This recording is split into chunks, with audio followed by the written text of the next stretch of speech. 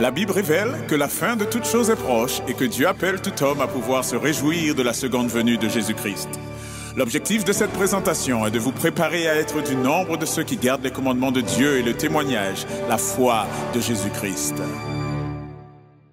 Eh bien, bonjour à toutes et à tous et bon sabbat, encore une fois.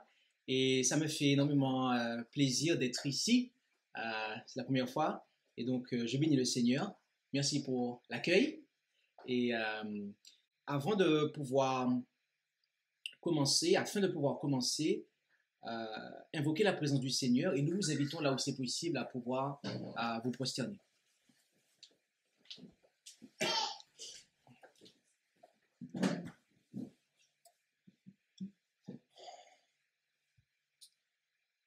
Notre Dieu, notre Père Céleste, nous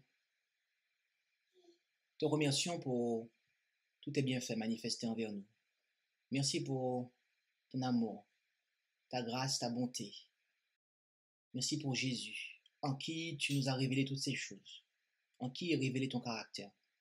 Et c'est en son nom que nous venons, avec le sentiment de notre faiblesse, de notre indignité, pour te réclamer, Seigneur, tes grâces. Veuille ouvrir notre intelligence aussi bien que nos cœurs à ta parole, afin que celle-ci soit entendue, comprise et acceptée. Bénis tous tes serviteurs et tes servantes qui doivent recevoir ce message, que ta parole puisse revenir à toi en ayant fait son effet, et soit aussi avec le moindre de tes serviteurs qui aura apporté ce message. Tu connais ses faiblesses, fortifie-le, afin qu'il puisse donner gloire à ton nom. Et c'est en Jésus que nous t'en prions. Amen. Amen. Le titre de cette présentation est « Problèmes financiers et endettement. Comment les éviter ou en sortir ?» La raison d'être de cette présentation est que j'ai observé qu'un certain nombre sont concernés effectivement par cette situation qui est décrite dans le titre. Et donc, il est important, bien-aimés, que nous soyons au clair sur cela. Étant donné l'importance de la présentation, qui n'est pas exhaustive, je le précise, je vais, mis à part le texte final, tout projeter à l'écran de manière à gagner du temps pour essayer que cette présentation soit le plus court que possible. En Apocalypse 14, versets 6 et 7, Apocalypse 14, versets 6 et 7, il nous est dit « Et je vis un autre ange qui volait au milieu du ciel, portant l'évangile éternel pour l'annoncer à ceux qui habitent sur la terre, à toute nation et tribu et langue et peuple, en disant d'une voix forte, craignez Dieu et lui donnez gloire, car l'heure de son jugement est venue, et adorez celui qui a fait le ciel, la terre, la mer et les sources d'eau. » Ce message est pour notre époque, n'est-ce pas? Et il est dit que le jugement de Dieu est venu, mes amis. Vous et moi auront bientôt à passer en jugement. Et lors de ce jugement, il y aura quelque chose que nous devrons faire devant Dieu. Ce qui nous est présenté en 1 Pierre 4, verset 5, il est dit qu'ils rendront compte à celui qui est prêt à juger les vivants et les morts. Mes amis, vous et moi, nous aurons à rendre des comptes à Dieu en tout point. En tout point. Et cela est aussi dit comme suit en Romains 14, verset 12. C'est pourquoi chacun de nous rendra compte à Dieu pour lui-même. Nous aurons à rendre compte à Dieu pour nous-mêmes, pour ce qui concerne notre personne, en tout point. Et rendre des comptes, voyez-vous, c'est une expression qui de prime abord est pour les finances. Puisque on doit en fait, on a des comptes qu'on tient. Et donc on rend les comptes, on doit présenter les comptes. Et cela concerne, pas que, mais notamment, les finances. C'est pour cela que nous allons nous intéresser aux finances du chrétien. nous allons nous intéresser aux finances du chrétien, les finances personnelles du chrétien. En Proverbe 24, versets 3 et 4, il est dit, en Proverbe 24, versets 3 et 4, c'est par la sagesse que la maison sera bâtie, et c'est par l'intelligence qu'elle sera affermie, et c'est par la science que les chambres seront remplies de tous les biens précieux et agréables. L'un des éléments du succès, pourrait-on dire, l'un des éléments essentiels du succès ou de la réussite de tout projet, eh bien, est une planification qui est guidée par le bon sens, mais aussi par la parole de Dieu, par Jésus-Christ, qui est la sagesse, d'accord? Et donc, la parole de Dieu, eh bien, regorge de conseils, de principes, de manière à ce que les enfants de Dieu, eh bien, ceux qui suivent la parole de Dieu, ceux qui suivent Jésus-Christ, soient en mesure de pouvoir, eh bien, bâtir convenablement leur vie, leur maison, leur foyer, le diriger convenablement, d'accord? Il nous faut avoir ces connaissances-là, de manière à ce que nous ne soyons pas, eh bien, dans le dénuement. Car, voyez-vous, un bon nombre des enfants de Dieu qui sont dans le dénuement, et je ne dis pas tout, mais je dis un bon nombre des enfants de Dieu qui sont dans le dénuement, qui ont des difficultés, eh bien, nous allons le voir dans cette présentation, et chacun examinera son cas. Je ne serai le juge de personne, mais cela est dû à un manque de connaissances.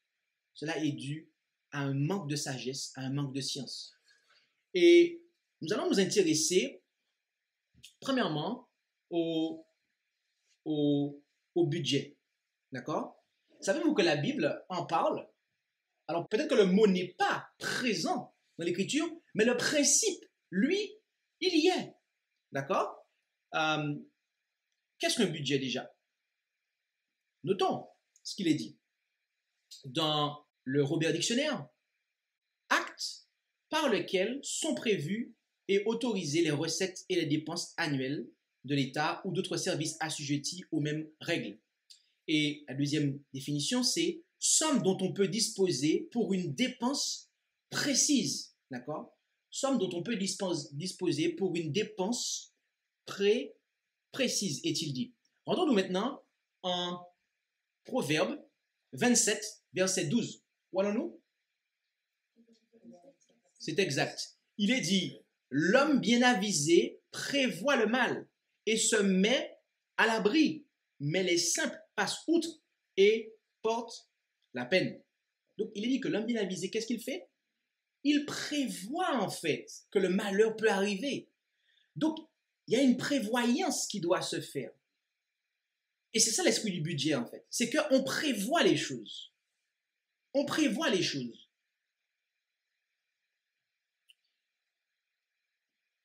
En Luc 14, versets 28 à 30, des lèvres même, directement même de Jésus-Christ alors qu'il était sur terre, nous pouvons lire, car qui de vous, voulant bâtir une tour, ne s'assied premièrement et ne calcule la dépense pour voir s'il a de quoi l'achever, de peur qu'après qu'il en aura posé les fondements et qu'il n'aura pu achever, tous ceux qui le verront ne viennent à se moquer de lui et ne disent, cet homme a commencé de bâtir et n'a pu achever. Qu'est-ce que Jésus nous dit? Il nous dit quoi? Avant d'entreprendre quoi que ce soit comme dépense, il nous dit qu'il faut faire quoi? Jésus nous dit, assieds-toi. Pourquoi Jésus prend le temps de dire assieds-toi en fait? C'est pour nous faire comprendre qu'il nous faut poser la réflexion en fait. Quand on est assis, on est plus serein que quand on est en train de marcher en fait. Assieds-toi, prends ton temps, autrement dit, et calcule.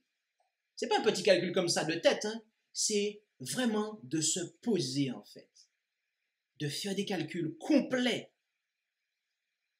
de manière à savoir si on va pouvoir être en mesure d'aller jusqu'au bout.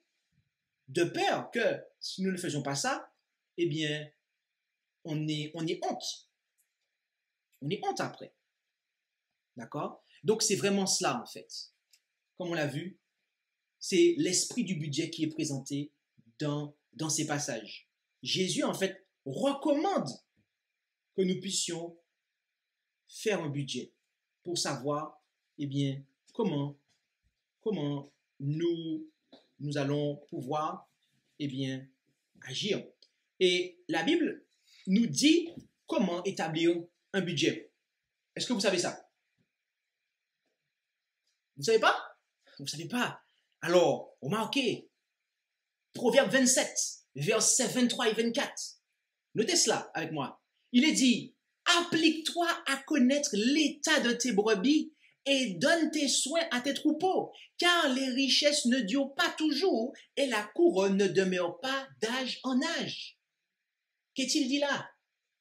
Applique-toi à connaître l'état de tes brebis. Alors, je connais chacun d'entre vous ici, et je sais pour sûr qu'aucun d'entre vous ne possède des brebis, à moins que vous ne me l'ayez pas dit. Mais je sais que je suis déjà venu chez vous, vous n'avez pas de moutons en fait. Ok? Mais nous avons des voitures, nous avons des maisons, ok? Nous avons des choses qui sont des choses qui nous revient de payer en fait. D'accord? Ce que ce texte veut nous dire ici, c'est que nous devons être au courant de ce qui se passe dans notre foyer. Nous devons savoir exactement ce qu'il en est en fait. D'accord? Nous devons connaître les besoins, d'accord? Nos besoins à nous, mais aussi à ceux avec qui nous vivons, si c'est le cas en fait. Il nous faut connaître, nous appliquer à connaître. Et j'aime bien la parole de Dieu, c'est applique-toi à connaître, est-il dit. D'accord?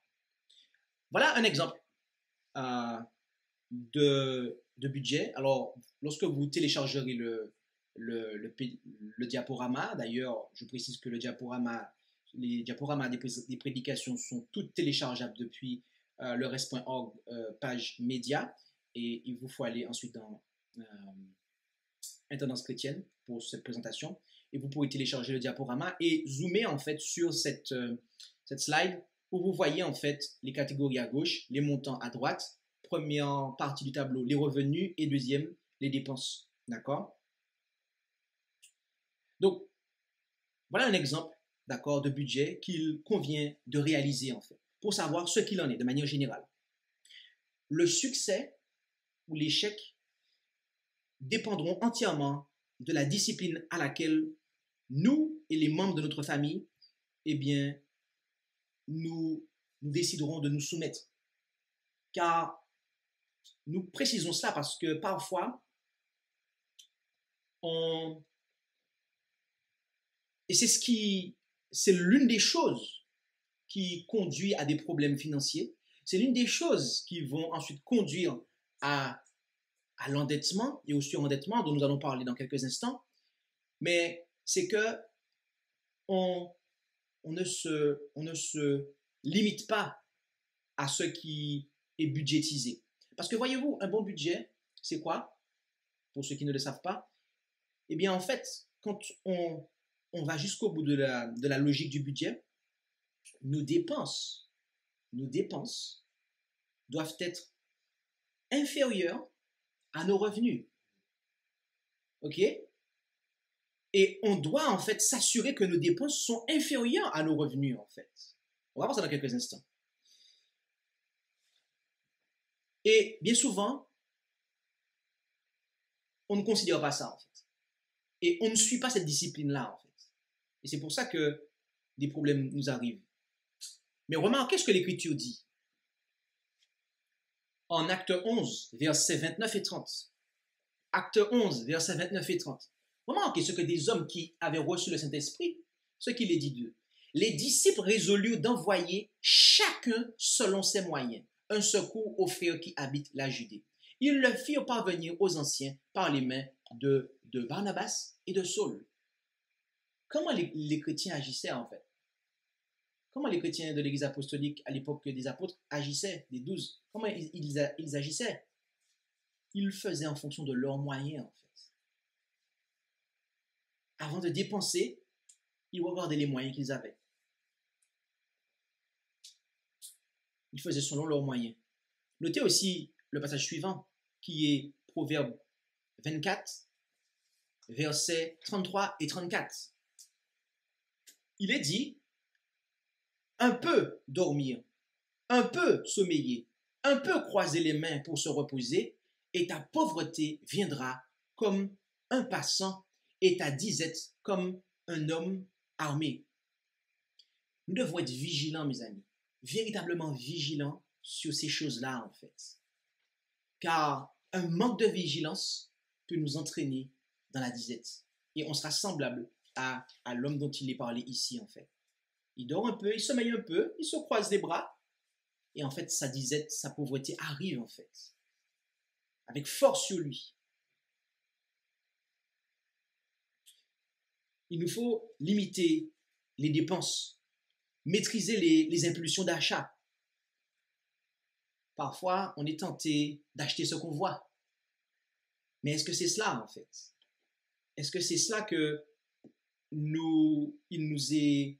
est-ce que c'est cela que nous devons faire? Si nous considérons les passages que nous avons vus jusqu'à présent, en fait. Il nous est dit non, de d'abord s'asseoir et de calculer. Donc, il n'y a pas de place, par rapport à tout ce que nous avons vu, il n'y a pas de place, en fait, pour les achats spontanés, en fait. Tout doit être maîtrisé. Avant d'aller au magasin, j'ai fait une liste et je me tiens à ma liste. Notez aussi le passage suivant, qui est en Matthieu 13, verset 12. En Matthieu 13, verset 12, il est dit quoi? Il est dit, car on donnera à celui qui a, et il aura encore davantage. Mais pour celui qui n'a pas, on lui ôtera même ce qu'il a. Notez, on donnera à celui qui a. Donc, cela, il y a un contexte à ce passage-là que nous allons lire à la fin de la présentation.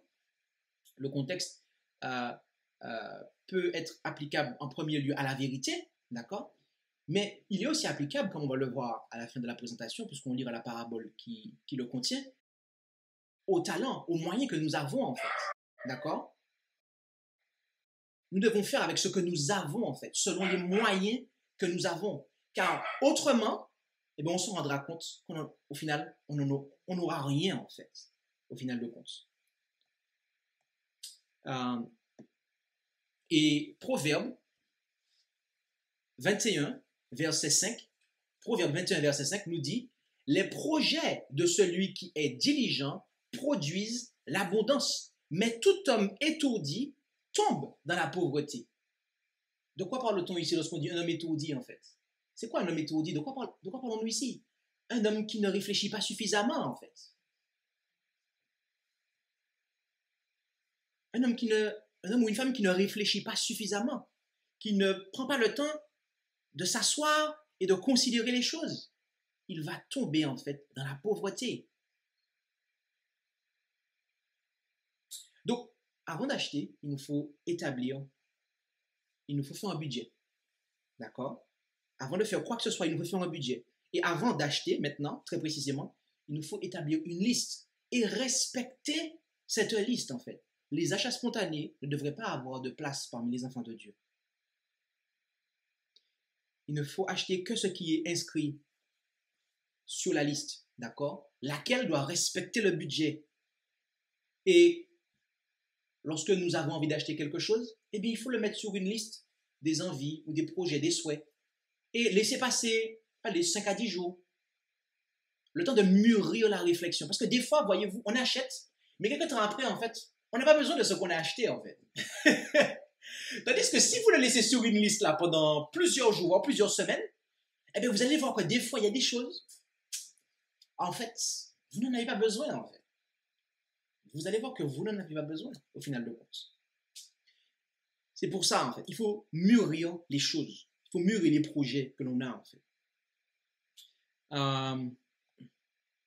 Il y a aussi l'économie. Dans le budget, il doit y avoir de l'économie. Ah bon? Si. Jésus parle de ça.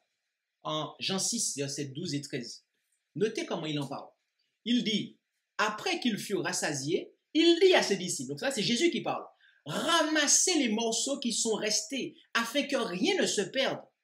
Ils les ramassèrent donc et ils remplirent 12 paniers des morceaux des 5 pains d'orge, qui étaient restés de trop à ceux qui en avaient mangé. C'est de l'économie ici. Jésus dit de ramasser les morceaux qui sont restés afin que rien ne se perde. Donc il n'y a pas de gaspillage en fait. Il n'y a pas de gaspillage. Il nous faut aussi avoir dans le budget une partie pour l'économie. Donc dans le tableau là qu'on a montré, si vous regardez, il y a une case pour économie. On doit mettre de côté en fait, dans le budget qu'on a en fait. Il nous faut pouvoir mettre de côté.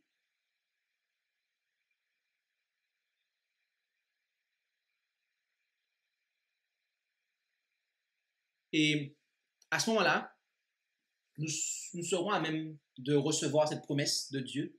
Philippiens 4, verset 19.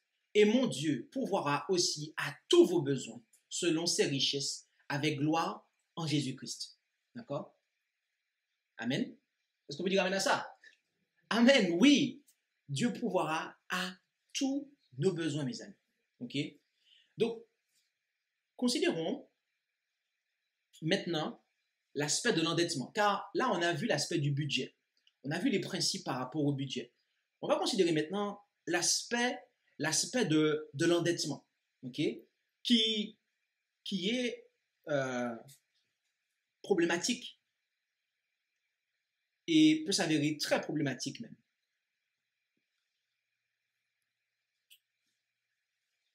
On va commencer en Matthieu 5, verset 42. Et là, il est dit, en Matthieu 5, verset 42, « Donne à celui qui te demande et ne te détourne point de celui qui veut emprunter de toi. » Voyez-vous, la Bible ne décourage pas le fait d'emprunter, le fait de demander de l'argent ou le fait de prêter de l'argent. On a d'autres passages dans l'Écriture où on voit que cela n'est pas interdit. L'emprunt n'est pas quelque chose qui est en soi problématique.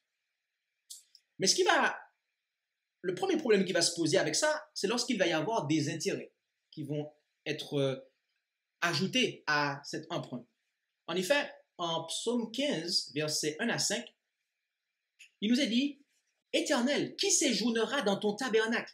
Qui habitera sur la montagne de ta sainteté? » Verset 2, « C'est celui qui… » Et après, il est donné une série de descriptions, en fait. Et au verset 5, il est dit, « Celui qui ne donne point son argent à usure. » Autrement dit, les personnes qui verront Dieu, ce sont ceux qui ne prêtent point leur argent à usure. Qu'est-ce que l'usure? Qu'est-ce que l'usure? Notons cela ensemble. Dans le Robert Dictionnaire, la deuxième définition, intérêt de taux excessif, fait de prendre un tel intérêt. D'accord? De manière générale, l'usure, c'est le fait d'ajouter un intérêt. Aujourd'hui, dans les dictionnaires, quand vous les regardez, ils mettent intérêt excessif comme ici. Mais en fait, c'est le fait même d'avoir un intérêt dessus, en fait. D'accord? La parole de Dieu condamne cela, ok, fermement, comme on pouvait le voir dans le passage qu'on a lu, mais aussi les autres passages qui étaient en bas. D'accord? Et donc, c'est à cause de cela, en fait, et cela se pratiquait à l'époque d'Israël, ancien, que Jésus a eu l'occasion de dire la chose suivante en Luc 12, verset 15. Puis il leur dit, gardez-vous avec soin de l'avarice, car quoique les biens abondent à quelqu'un, il n'a pas la vie par ses biens. Il faut savoir que l'un des synonymes d'avarice est cupidité, ce qui signifie désir immodéré d'argent, de richesse, soif de posséder. D'accord? Donc, ce qui prennent des intérêts sur des prêts d'argent, ils sont concernés par cela, en fait. Et voyez-vous, il n'y a pas que, car ceux aussi qui vont entrer et dans ce désir-là vont être concernés par ça. On va clarifier ça dans quelques instants. Notez maintenant Proverbe 22, verset 7. Proverbe 22, verset 7, où il est dit, « Le riche dominera sur les pauvres, et celui qui emprunte sera serviteur de l'homme qui prête. » Lorsque on emprunte de l'argent à quelqu'un, on est son serviteur en fait. Lorsqu'on va aller emprunter de l'argent à quelqu'un, on va demander de l'argent à quelqu'un, on est serviteur de cette personne-là. Le mot serviteur ici, vous prenez d'autres versions, vous avez le mot esclave en fait. Vous comprenez la situation? On est esclave de la personne en fait. Donc, c'est quelque chose qu'il nous faut vraiment considérer. C'est quelque chose qu'il nous faut vraiment considérer en fait.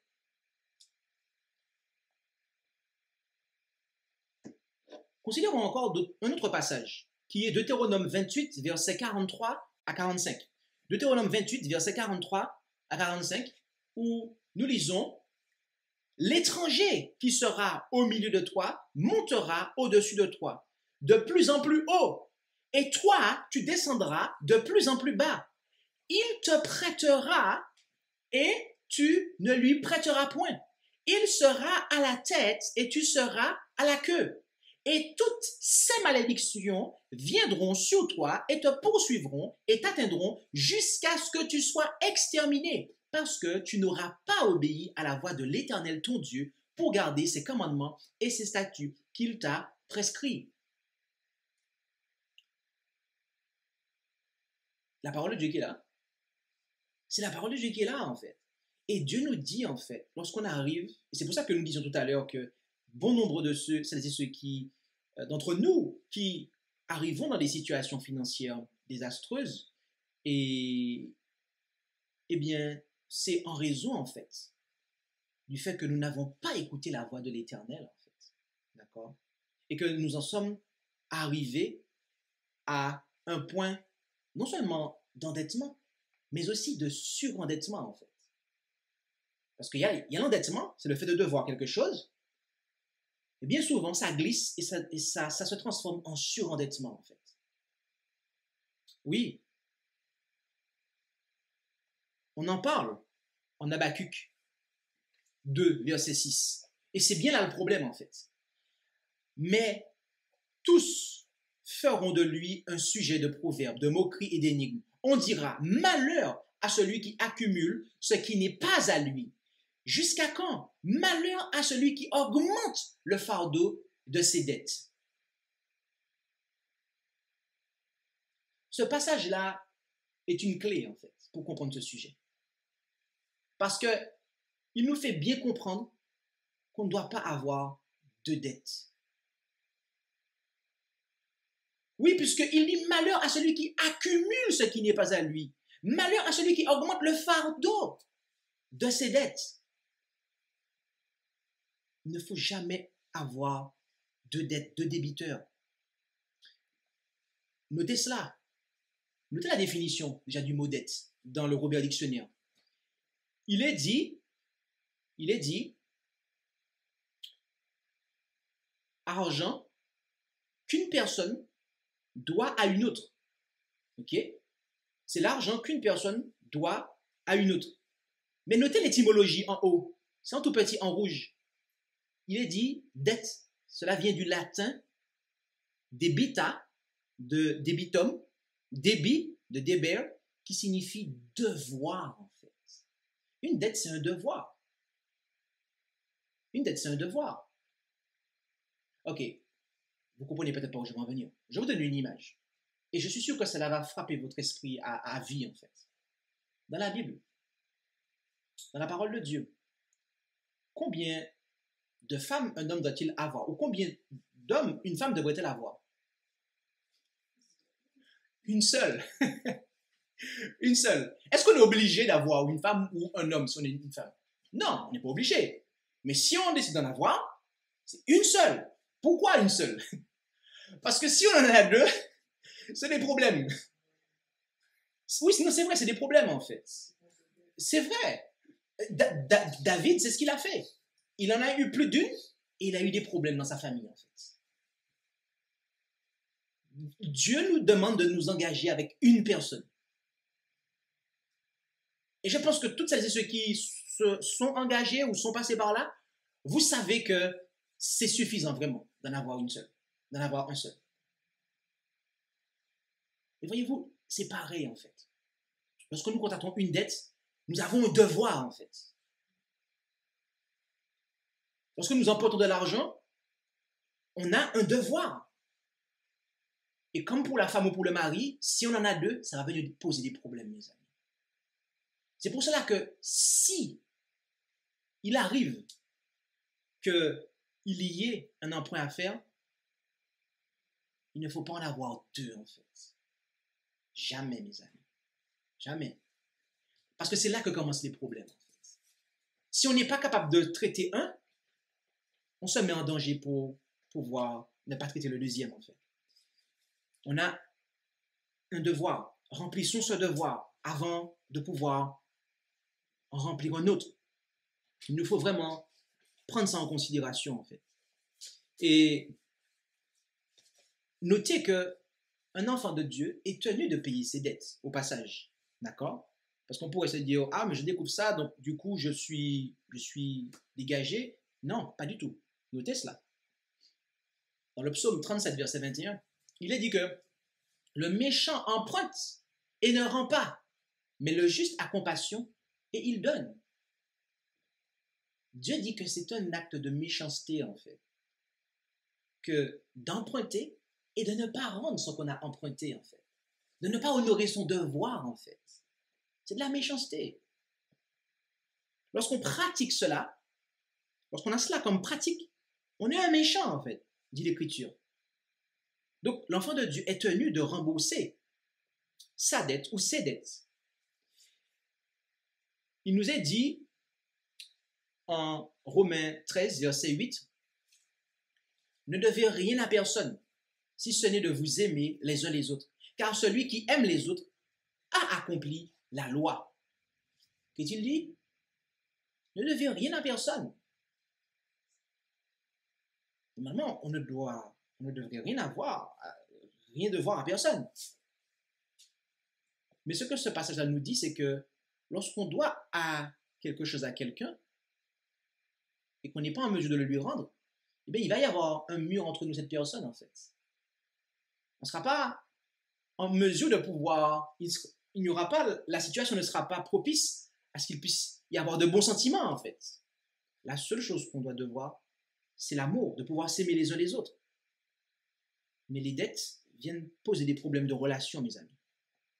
Ça vient poser des problèmes de relation.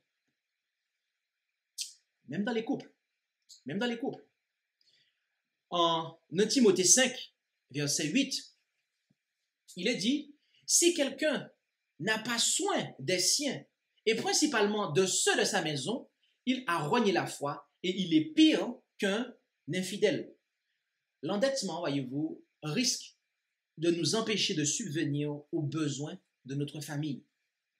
Et il est possible qu'une dette soit contractée simplement pour satisfaire notre avidité, au lieu de répondre à un besoin réel.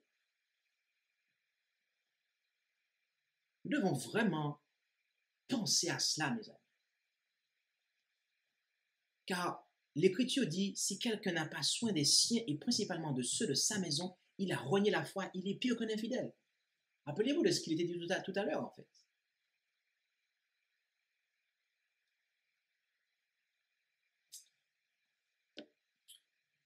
Aussi, en Jacques 4, verset 13 à 15, Jacques 4, verset 13 à 15, nous lisons, « Je m'adresse maintenant à vous, qui dites, nous irons aujourd'hui ou demain dans telle ville et nous y passerons une année, nous trafiquerons et nous gagnerons. Or, vous ne savez pas ce qu'il en sera de demain, car qu'est-ce que votre vie? ce n'est qu'une vapeur qui paraît pour peu de temps et qui s'évanouit ensuite. Au lieu que vous devriez dire, si le Seigneur le veut, et si nous vivons, nous ferons ceci ou cela. Ces passages-là nous parlent de l'incertitude et de la brièveté de la vie de l'homme, mais tout particulièrement de l'incertitude en fait. Demain ne nous appartient pas. Et donc, nous devons vivre et faire des projets avec prudence, de manière à ce qu'il n'y ait pas plus tard de conséquences déplorables. D'accord? Et des fois, on se lance dans des projets, en fait. On mise sur l'avenir. Mais il n'y a pas de sagesse dans cela. Dieu n'est pas là-dedans.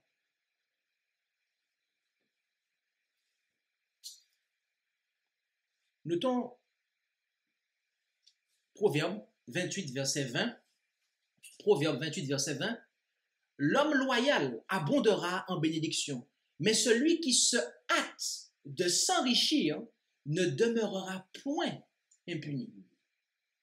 Ici, il est dit que ceux qui se hâtent de s'enrichir, autrement dit d'accumuler des biens, des richesses, il ne demeurera point impuni. Il nous faut éviter tout ce qui est spéculation et décision hâtive. Lorsqu'il s'agit de prendre une décision importante, lorsque la chose, eh bien, est importante, nous devons faire très, très attention à ça. Notons aussi Proverbe 28, verset 22. Il est dit, l'homme envieux se hâte pour s'enrichir, et il ne sait pas que la disette lui arrivera. Parfois, on a envie d'avoir des choses rapidement. On veut pouvoir rapidement acquérir quelque chose. Pourquoi? Le texte dit ici par envie, en fait. Parfois, c'est par envie. On voit que les autres ont ceci, les autres ont cela. Ah, moi, j'aurais bien aimé avoir comme lui. Ah, moi, j'aurais bien aimé faire comme celui-là, comme celui-ci. Et donc, pour pouvoir, par envie, en fait, on va se précipiter dans un projet, en fait. Mais regardez ce qu'il est dit après, en fait. La disette arrive. Lorsqu'on se précipite, mes amis, c'est la disette qui arrive. Faites bien attention à ça.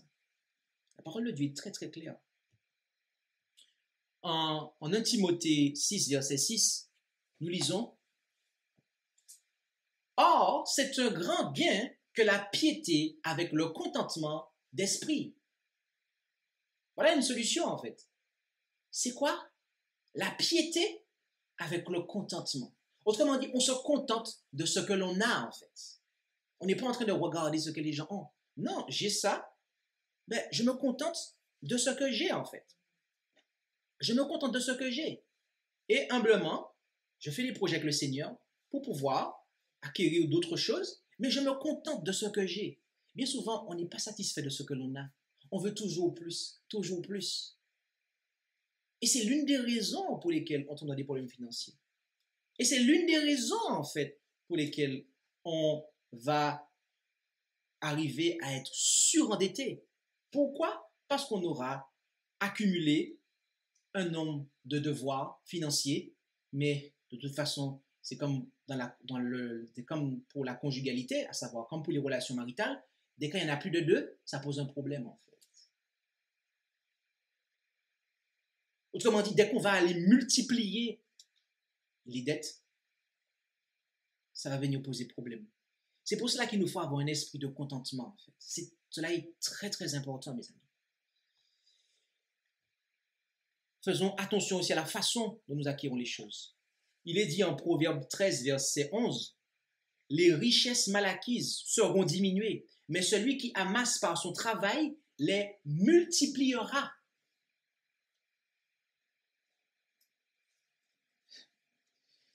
Il y a des gens du monde qui disent, bien malade, qui profitent toujours. Cela est purement contraire à la parole de Dieu, en fait. La parole de Dieu dit, les richesses mal acquises seront diminuées, en fait. Mais remarquez, qu'est-ce qui va se multiplier? C'est si on amasse par notre travail. Si on amasse par notre travail, à ce moment-là, cela va se multiplier en fait. Oui, véritablement, en fait. Ce que nous avons, nous devons l'avoir à la sueur de notre front, mes amis. D'accord?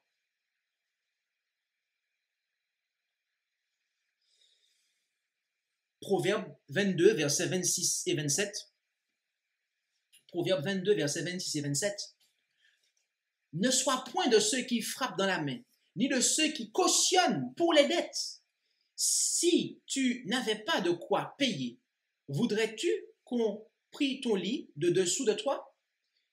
Ce passage condamne le fait de se porter caution, garant pour des dettes. Si on n'a pas le moyen de pouvoir payer la somme.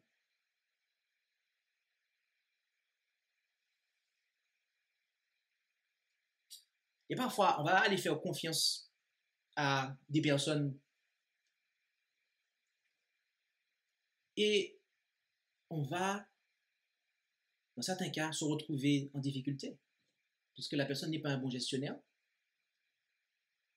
ou qu'un malheur va lui arriver et au final de compte, on ne sait pas porter caution garant et c'est nous qui devons payer en fait. La parole de Dieu nous dit de ne pas faire cela en fait. Proverbe 17, verset 18. Celui-là est dépourvu de sens, qui touche dans la main et qui se rend caution envers son prochain. C'est une folie en fait. C'est un acte de folie d'agir de la sorte. Notez aussi le psaume 131, verset 1. Là, il est dit, « Éternel, mon cœur ne s'est point enflé. Mes yeux ne se sont point élevés et je n'ai point recherché des choses trop grandes et trop élevées pour moi. » Parfois, on a des rêves qui sont énormissimes en fait. On a des envies de grandeur. Vraiment, on a des envies de grandeur en fait. Des choses qui dépassent nos moyens en fait. Mais ça, mes amis, soyons clairs. Parlons franchement en fait. C'est de l'orgueil.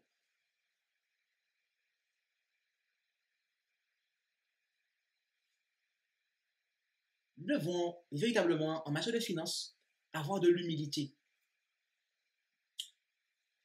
Ne pas avoir de prétention en fait. Et maîtriser en fait nos désirs. Et tout à l'heure, nous parlions des couples. Il y a un passage par rapport à ça. Okay? En Éphésiens 5, versets 21 à 25, il est dit aux maris et aux femmes.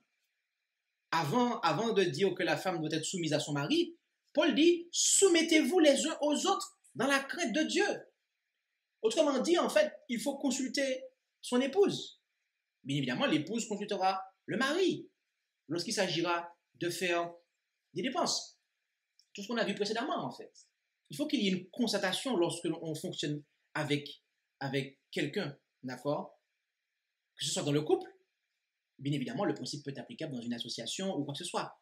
Il faut qu'il y ait une soumission, en fait. Car c'est dans le nombre des conseillers, dit le proverbe, que, eh bien, qu'on va aussi trouver la sagesse. Un autre regard sur un projet pourra nous aider, en fait. C'est important. Et parfois, il y en a de ceux qui veulent aller de l'avant, en fait, dans certains projets. La personne qui est à côté, elle voit le projet de l'extérieur. Et elle voit qu'il y a un problème, en fait. Elle voit que c'est pas bon, en fait. Et des fois, on n'écoute pas ce que la personne qui est à côté nous dit. On n'écoute pas, en fait. Que ce soit la femme, que ce soit des fois même inversement, le conjoint. Et aussi en matière d'association, en matière de partenariat, en fait. Nous devons vraiment considérer la vie,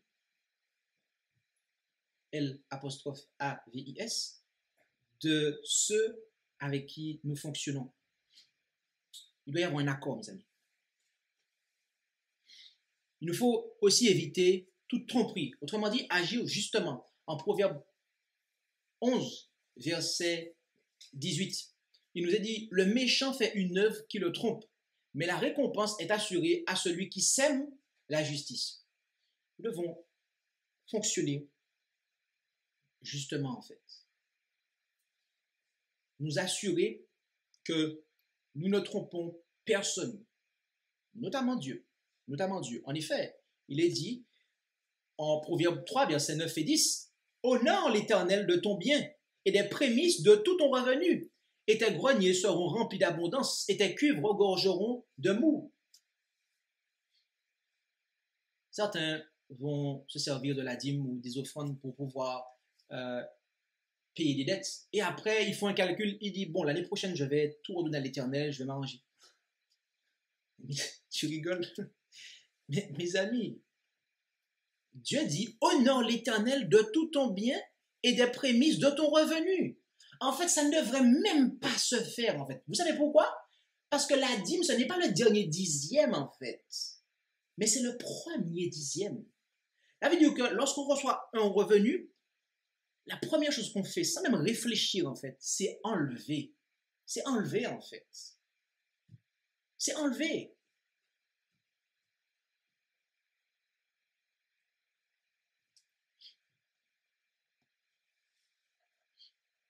Nous devons aussi nous préparer pour les besoins futurs. En 2 Corinthiens 12, verset 14, « Voici, pour la 3e fois, je suis prêt à aller vers vous, et je ne vous serai point à charge, car ce ne sont pas vos biens que je cherche, c'est vous-même, car ce n'est pas aux enfants à amasser pour leurs parents, mais c'est aux parents à amasser pour leurs enfants. » On pense à l'avenir, en fait.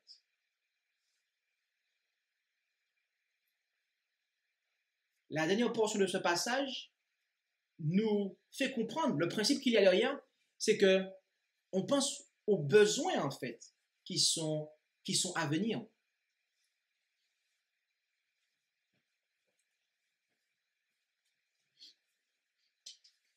Notez maintenant un point avec les passages suivants. Proverbe 20, verset 4. Proverbe 20, verset 4. « Le paresseux ne laboure point à cause du mauvais temps. Lors de la moisson, il mendiera et il n'aura rien. » Autrement dit, ici, il y en a de ceux qui ne travaillent pas à cause des difficultés que le travail peut causer, en fait. Le travail ne leur convient pas, en fait. Qu'est-il dit? Qu'est-il dit? Lors de la moisson, il mendiera, en fait. Il n'aura rien.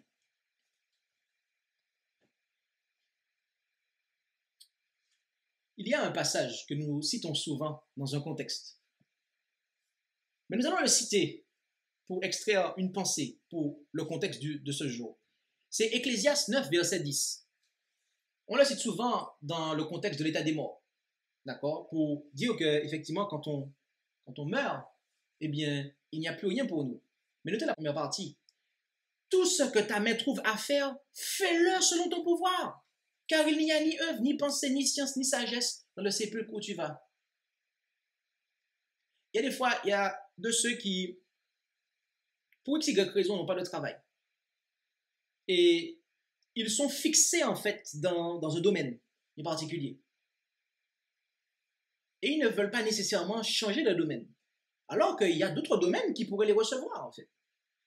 L'Écriture nous dit, tout ce que ta main trouve à faire, fais-le selon ton pouvoir.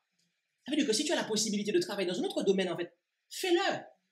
Mais des fois, on est borné, on est fixé, on veut faire ce travail-là. Et forcément, on ne va jamais, en fait, trouver de travail parce qu'on est fixé dans ce domaine-là, en fait. Alors qu'il y en a d'autres.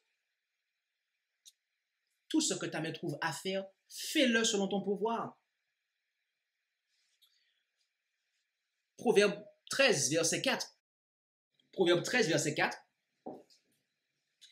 Et là, nous lisons en Proverbe 13, verset 4, il est dit, « L'âme du paresseux ne fait que souhaiter, et il n'a rien, mais l'âme des diligents sera rassasiée. » D'accord? Encore une fois, il y a de ceux qui souhaitent, ils espèrent, ils veulent beaucoup. Mais est-ce qu'on travaille en conséquence? Est-ce qu'on travaille en conséquence pour avoir ce beaucoup, en fait? Rappelez-vous d'une chose. Celui qui sème peu, moissonne peu. Il y en a qui veulent moissonner beaucoup alors qu'ils s'aiment peu. Soyons très très vigilants en fait, car ce n'est que l'âme des diligents qui sera rassasiée. Autrement dit, ceux qui y vont franchement vraiment et qui entreprennent le travail avec diligence, qui seront rassasiés. Par contre, si on reste rêveur, mes amis, si on reste rêveur, eh bien on va manger des rêves en fait.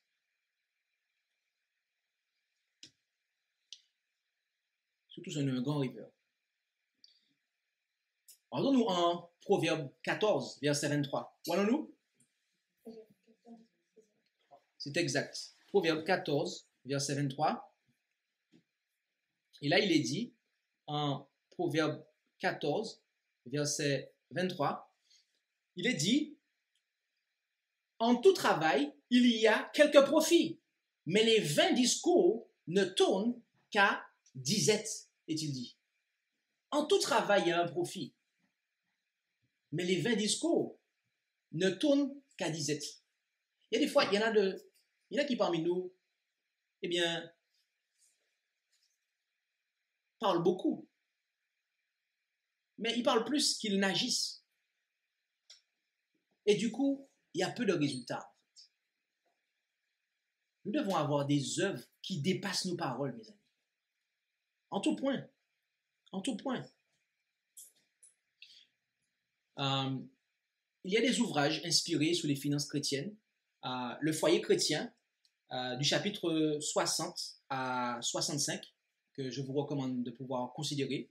Et aussi l'ouvrage Conseil à l'économe, d'accord? Les deux contiennent des conseils importants de la part d'Ellen White, car cette présentation n'est pas exhaustive et le temps nous manquerait pour pouvoir citer des passages, d'accord, où des conseils sont donnés. Mais nous avons ici, sur la base de la parole de Dieu, considéré les conseils principaux.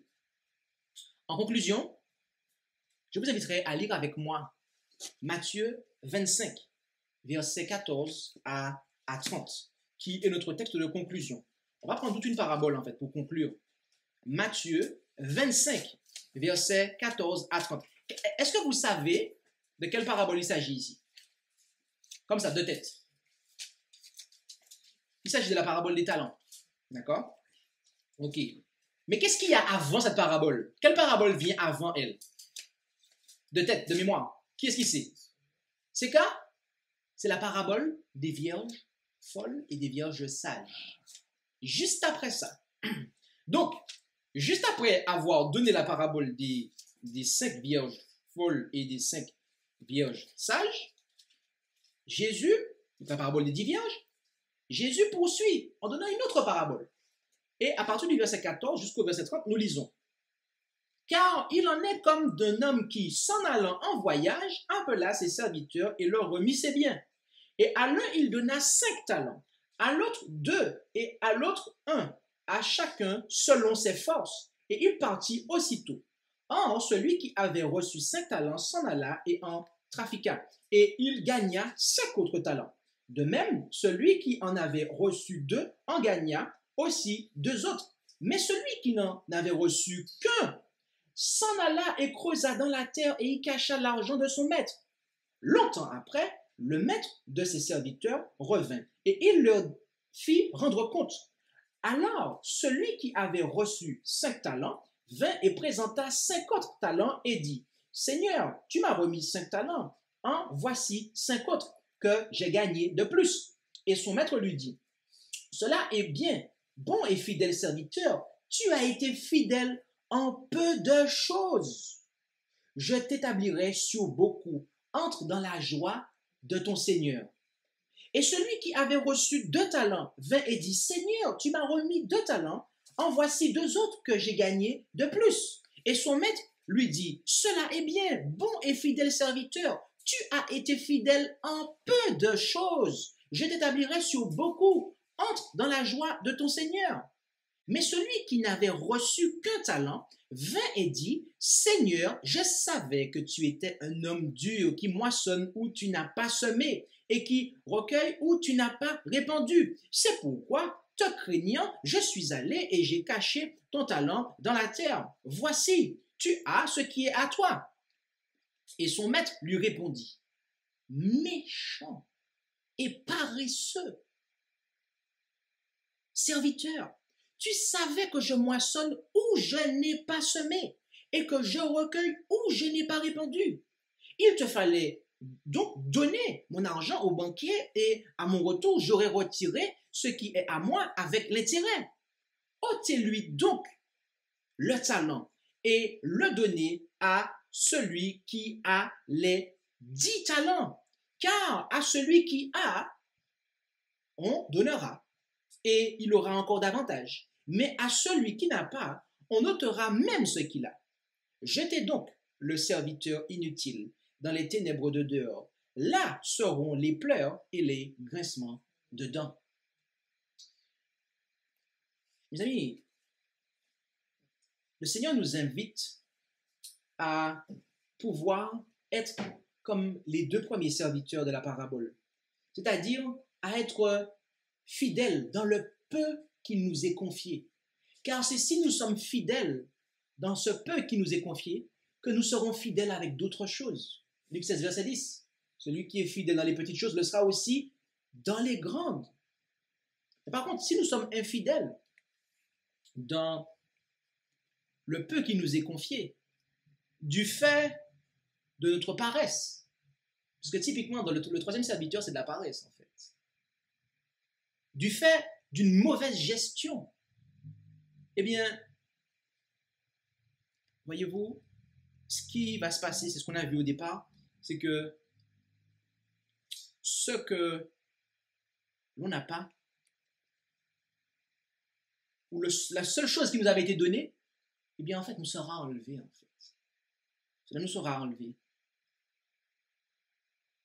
Donc, nous devons véritablement porter attention à ça. Car à celui qui a, on donnera. Et il aura encore davantage. Pourquoi il a? Pourquoi il a? Parce qu'il a fait son budget, en fait. Il a pris le temps de s'asseoir pour calculer. Il connaît ce qui se passe dans sa maison. Il est travailleur. Il n'est pas oisif. Et tous les conseils que l'on a vus dans cette présentation, en fait, il a suivi toutes les 2 serviteurs ont suivi toutes les recommandations, en fait, de la parole. D'accord?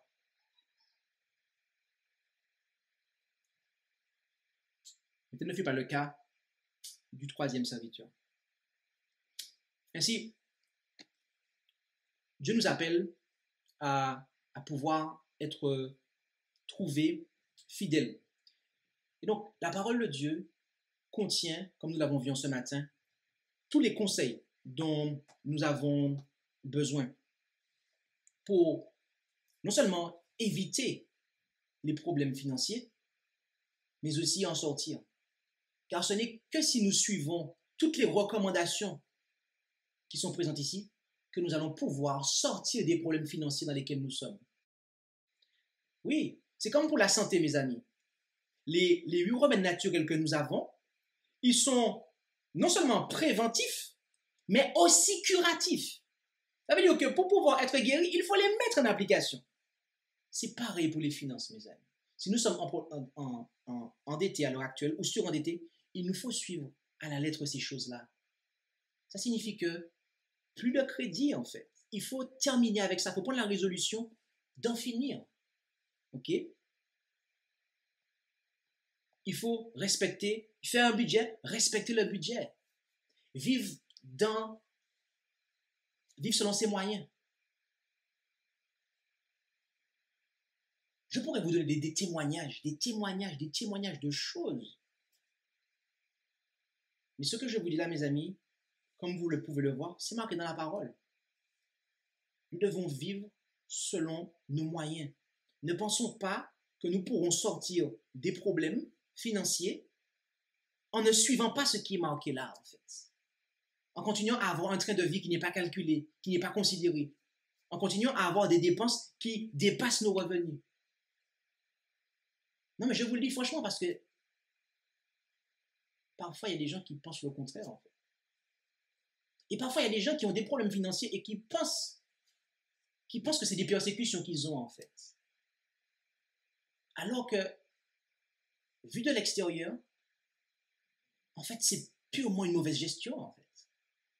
Il y a des gens qui pensent qu'ils sont persécutés, en fait, que le diable leur veut du mal et que le diable s'acharne contre eux, en fait. Alors, effectivement, on a le cas de Job, c'est vrai. On a le cas de Job. Mais dites-moi, Job avait fait quoi, en fait? Job était un beau gestionnaire, mes amis.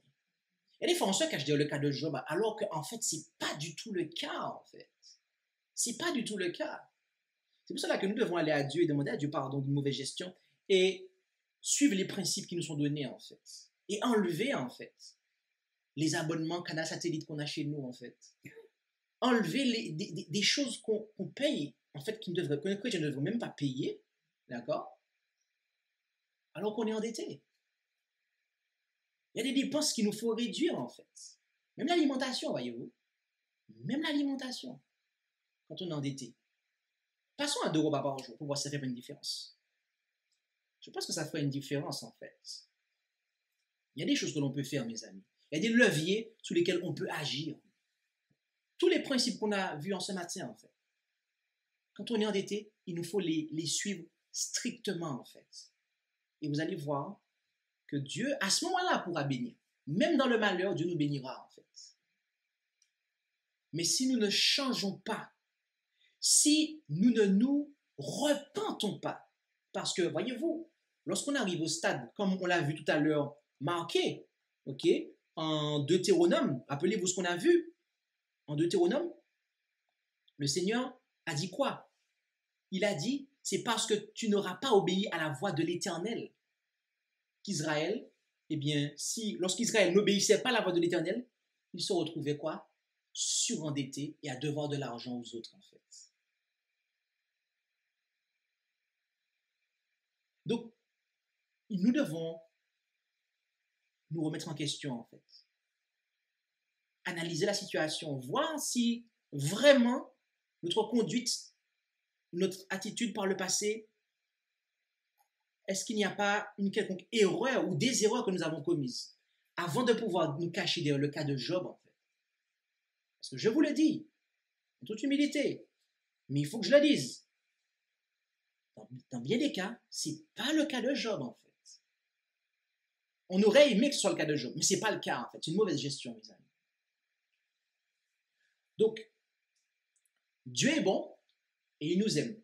Et il nous dit, moi donc, je reprends et je châtie tout ce que j'aime, et donc du zèle et repens-toi. Donc, tous ces conseils qu'on a vus en ce matin, ils sont non seulement préventifs, mais aussi curatifs. D'accord? Donc, si on est dans un problème financier, d'endettement, de surendettement, si nous suivons ces conseils-là, si nous nous repentons et que nous suivons ces conseils-là, parce que si on ne se repent pas, on ne pourra pas suivre ces conseils-là, hein, on va continuer comme on a fait. On va continuer ce qui nous a amenés dans l'état dans lequel on est. Si nous nous repentons et que nous suivons tous ces conseils qu'on a vus ce matin, eh bien, à ce moment-là, vous allez voir que Dieu va amener progressivement un changement. C'est comme la santé avec les moyens naturels. Ça prend du temps. Ça prend du temps. Mais il n'y a pas de dommages derrière. Il n'y a pas d'effet secondaire. OK? Eh bien, si nous suivons les principes financiers qui sont marqués là, tout doucement, ça va rentrer de l'ordre sans dommage collatéral, sans problème en fait. Mais si on veut faire un autre moyen que cela, mes amis, là nous qu'est-ce qu'on fait? C'est là qu'on va avoir des problèmes en fait. Et ça va s'augmenter. Donc suivons scrupuleusement cela. Et Dieu nous bénira abondamment. Amen. Je vous invite à pouvoir prier et là où c'est possible à pouvoir nous prosterner.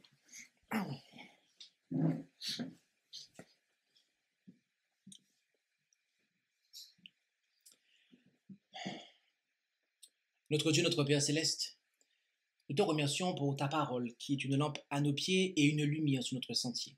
Et nous te bénissons pour tous ces conseils, tous ces principes que tu nous as communiqués dans ta parole, afin que nous puissions être fidèles dans l'intendance des biens que tu nous as confiés, car nous réalisons que nous aurons des comptes à te rendre en tout point, notamment dans la gestion de nos affaires. Alors, nous ne voulons pas avoir à rougir lorsque nous aurons à nous présenter devant toi. C'est pour cela que nous te demandons de bien vouloir nous aider à comprendre et approfondir ces principes et, par-dessus tout, à les mettre en pratique, en application, de sorte que nous puissions te voir bénir nos entreprises, te voir bénir nos finances, te voir bénir ce que nous entreprenons, car nous savons que lorsque nous t'obéissons, nous ne pouvons qu'être bénis. Alors, pardonne nos fautes, nos manquements, si nous avons manqué de suivre ces principes, et que tu puisses nous donner, Seigneur, le zèle ainsi que la diligence pour pouvoir les investiguer et les mettre en application, de sorte que nous puissions, si c'est notre cas, sortir de ces problèmes dans l'obéissance, car il n'y a que si nous t'obéissons, si nous suivons les principes que tu nous as donnés dans ta parole, que nous serons en mesure de pouvoir sortir de ces problèmes et te donner gloire, et de pouvoir apparaître devant toi, n'ayant pas à rougir. Alors, bénis chacun d'entre nous, de sorte que ta volonté soit faite dans notre vie et que ton nom soit glorifié. Nous t'en prions au nom et par les mérites de Jésus et pour ta gloire, Père. Amen. Merci d'avoir écouté cette présentation avec intérêt. Pour plus d'informations, consultez notre site internet lereste.org et suivez-nous sur Facebook ainsi que sur YouTube à @lereste. Vous pouvez aussi nous contacter par email à info@lereste.org ou par téléphone au +33 6 12 60 13 69.